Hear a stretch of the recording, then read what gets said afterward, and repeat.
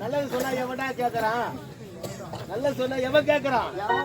எவனும் கேட்க மாட்டான். சொல்றேன், நல்லது சொன்னா எவனும் கேட்க மாட்டான். ஐயா நீங்க பேசலாம். முக்காலத்தையும் உணர்ந்தவன் தங்கள் இடத்தில் ஒரு கேள்வி கேட்கலாம்னு ஒரு ஆசை. என்னை பார்த்து கேள்வி கேட்க போகிறார். நேரமும் பார்க்கடலிலே பள்ளி கொள்ளும் அந்த பரந்தாமன் புகழை பாடிக்கொண்டிருக்கிறேன். ஐயா நான் ஒரு மானிட பூச்சி. உங்கள் இடத்தில் ஒரு கேள்வி. பாடி கேளாம். கேள்வி கேட்க போகிறார். Question number 1. அது நான் ஆங்கிலத்தில் பேசுறேன். வினாயன் 1. வினாயன் 1. முதல் கேள்வி. மயிலுக்கும் கிளிக்கும் என்ன வித்தியாசம்? என்னடா மயிலுக்கும் கிளிக்கும் என்ன வித்தியாசம்? மயில் தோகை விரித்தாடும், மயில் சின்னதா இருக்குதா? குயில் இல்ல. ஏண்டா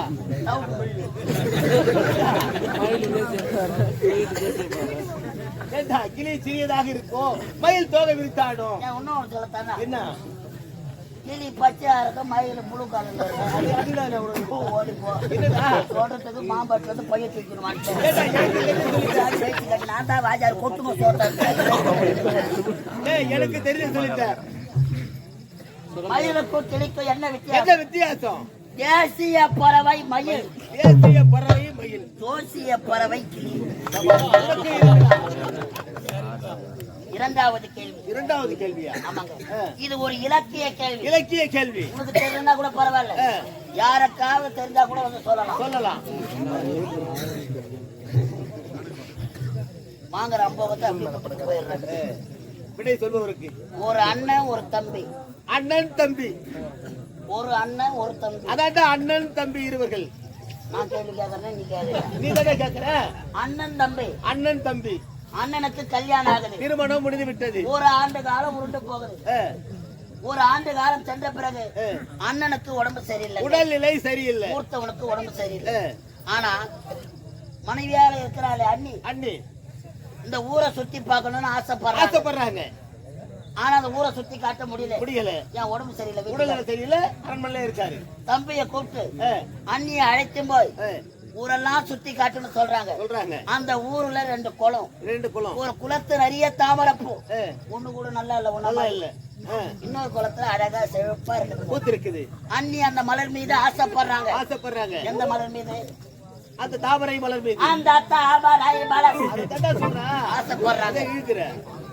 அண்ணி கேக்குறாங்களே, அண்ணனுக்கு தான் உடம்பு சரியில்லை, அண்ணி கேட்கக்கூடிய பொருளை தான் பிரிச்சு தரணும்னு மைத்துனனாக விளங்கக்கூடிய தம்பி குளத்துல இறங்குறான். குளத்துல ஆழம் அதிகமா இருக்கு, சேறு அதிகமா இருக்குது, தண்ணி அதிகமா இருக்கு. மலரை பறிக்க முடியல. ஆனா அண்ணி ஆசைப்பட்ட மலரை பறிக்க முடியல. அண்ணியா குளத்துல இறங்கி மலரை பறிக்க போறாங்க. தவறி குளத்திலே விழுந்துறாங்க.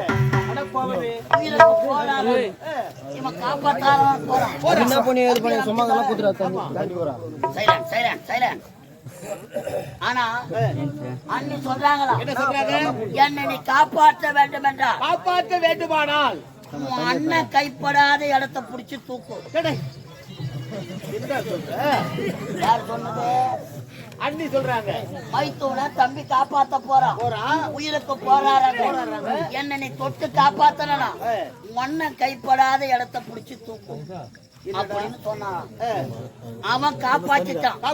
அவன் எந்த இடத்தை புடிச்சு தூக்கி இருப்பான்? அண்ணன் கைப்படாத எந்த இடமா இருக்கும்? யாவதும் சுத்தி கிடையாது. கணவன் கைப்படாத இடம் எந்த இடம்? ஒரு மனைவி மீது கணவன் கைப்படாத இடம் எந்த இடம்? ஆனா அவன் தொட்டு தூக்கி காப்பாத்திட்டான். அது எந்த இடம்? அதுக்கு விட எனக்கு தெரியவே இல்லை. இதை சொல்றதுக்கு பவுடர் போட மாட்டேன். இதை தெரிய வேண்டும் என்றால் வெத்தலை பாக்கு வாங்கி கொள்ள வேண்டும். 2 வாழைப்பழம் வாங்கிக் கொண்டு 51 ரூபாய் தட்சணை எடுத்து அது போதுமா எடுத்தாந்து உள்ள கத்து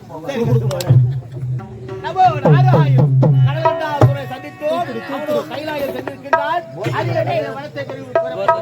வரத்தை பெற்றுவிட்டால் தேவர்களுக்கு தான் ஆபத்து. சந்திக்க வேண்டும் பொன்னுலக தலைவரை.